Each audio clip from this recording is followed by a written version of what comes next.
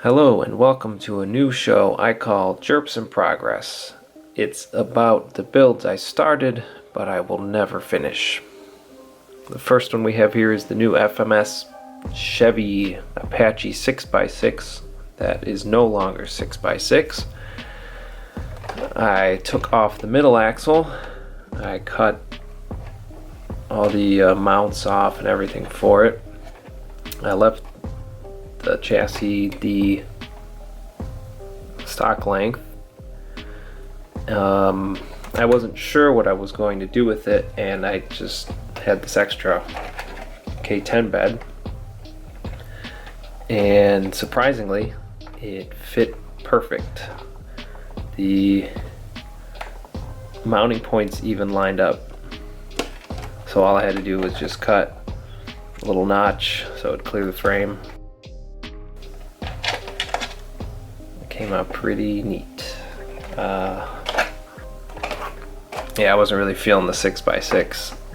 So one thing to note, if you choose to turn your 6x6 into a 4x4, you have to open up the axle and flip the ring gear around so your wheels don't turn opposite directions. I forgot to do that. I wasn't thinking, and then when I tried to test drive it, it didn't go anywhere.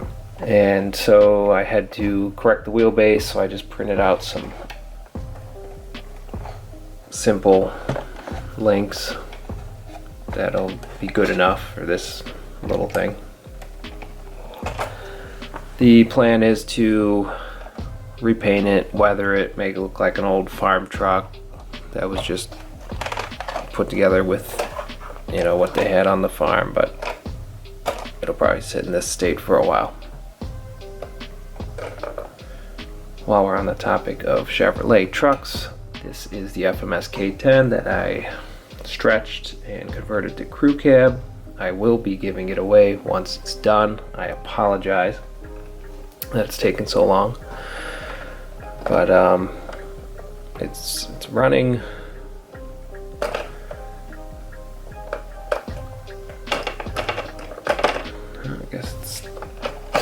There we go. So I stretched the frame out with some aluminum angle,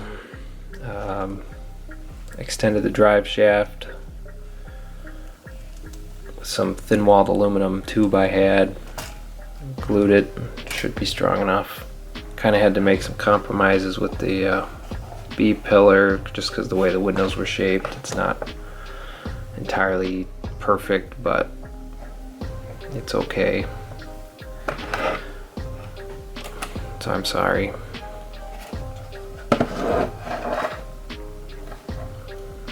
Got that shiny duct tape I'm using for the trim. That makes good like chrome tape.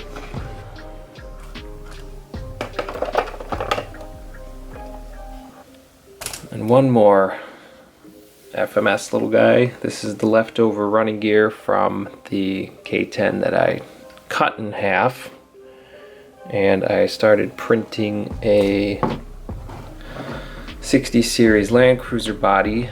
I got the file from Cults 3D. I can put a link in the description if you'd like to print your own. So the plan is to obviously put this here, make a little truck, and then I want to print one in 9th scale and put it on that Trailfinder 3 that I have. This is printed at 62% of the original file size. I finished the sanding on the front part here. I think I took it down to like 60 grit, filler primer, and then I wet sanded it with 400 just to see what it was like.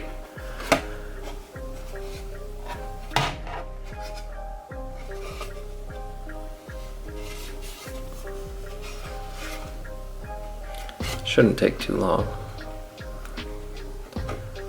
It's one of the advantages of the smaller scale.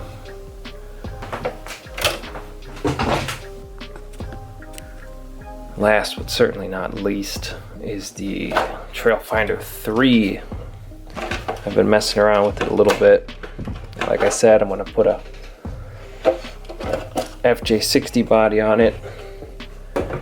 And part of the reason that I'm putting a Land Cruiser on it is so I don't have to change the front leaf springs around, so I can keep the shackle in the front. So what I've done is I got rid of that huge Cummins sized 22R. I just cut off most of the engine cover and discarded it. I'm going to lock the transmission in low gear probably. Just to fix it with a link or something from here to here. I would have just put an entirely new transmission in, but I don't want to spend like any money on this piece of junk, so I'm just gonna hack things together.